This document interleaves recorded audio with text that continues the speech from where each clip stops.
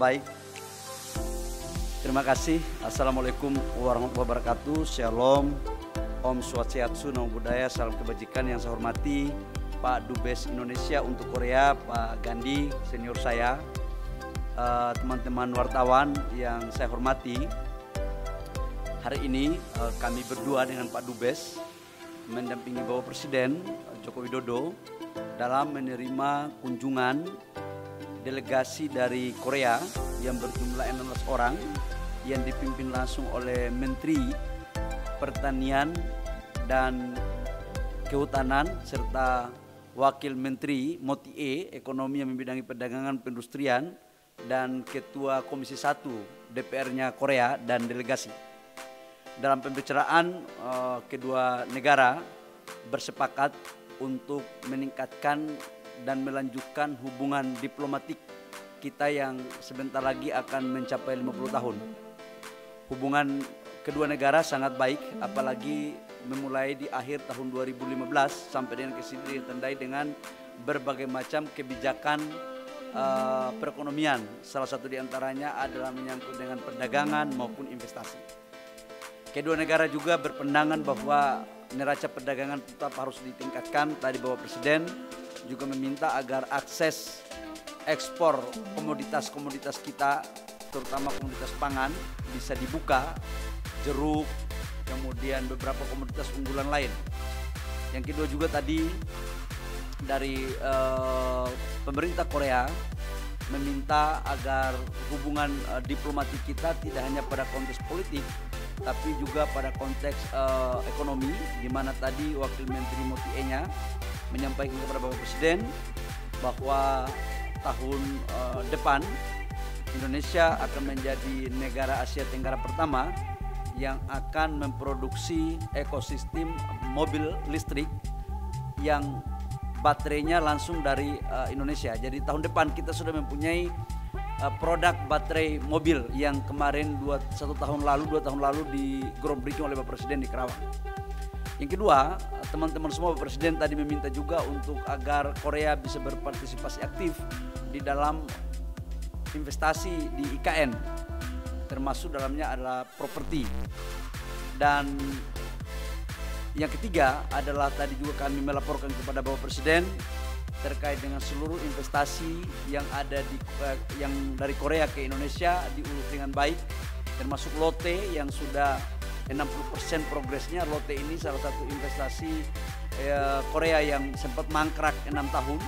Ini masuk dalam kategori investasi mangkrak dan di bawah pimpinan Dubes yang baru Indonesia Pak Sulis ini mendorong betul di sana dan sekarang realisasinya sudah 60%. Khusus untuk menyangkut dengan investasi LG, tadi juga kami sudah melaporkan kepada Bapak Presiden dan pemerintah Motie juga sudah menyampaikan bahwa semuanya akan berjalan di tahun ini untuk persoalan katoda dan baterai sel. Insya Allah 1 bulan ini sudah selesai. Tambangnya juga kita akan mengikuti agar bisa melakukan percepatan dan infrastrukturnya bisa kita mulai berjalan secara paralel.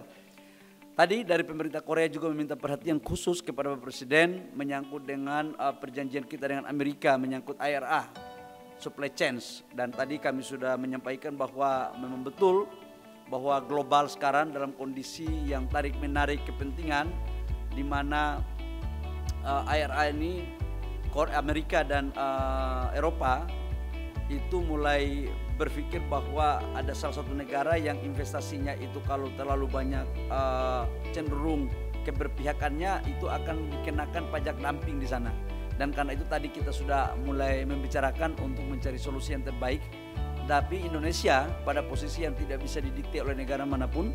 Kita posisinya adalah negara yang terbuka. Kita harus berkawan pada semuanya. Jadi tugas kita adalah dagang. Saya pikir itu teman-teman media yang perlu saya laporkan kepada teman-teman. Dan tadi yang membuat surprise bagi saya adalah Ketua Komisi 1 DPR Korea menanyakan kepada Bapak Presiden dan hampir semua delegasi tadi menanyakan apa rahasianya sehingga Bapak Presiden punya tingkat kepuasan publik itu bisa mencapai 82%. Dan ditanyakan ada 3 delegasi menanyakan itu. Itu di luar agenda dan di luar ekspektasi saya ada pertanyaan seperti itu. Menurut saya itu pertanyaan yang menggelitik. Artinya apa? tingkat kepuasan publik 82% itu tidak hanya menjadi konsumsi pembicaraan kita dalam negeri, tapi juga menjadi konsumsi pembicaraan di luar negeri, termasuk Korea. Dan Korea ini kan salah satu negara besar yang disegani di dunia dalam konteks teknologi. Jadi mereka juga mengikuti perkembangan politik kita dalam negeri. Artinya apa yang saya sampaikan kepada teman-teman, bahwa stabilitas dan keberlanjutan dalam konteks program ekonomi ini juga menjadi satu tumpuan harapan yang diharapkan oleh negara-negara lain global, contohnya seperti Korea. Dan jawaban Bapak Presiden sangat simpel sekali. Bapak Presiden di luar ekspektasi saya juga jawabannya, bahwa Indonesia ini punya 500 lebih kabupaten kota dan mempunyai 17.000 pulau lebih.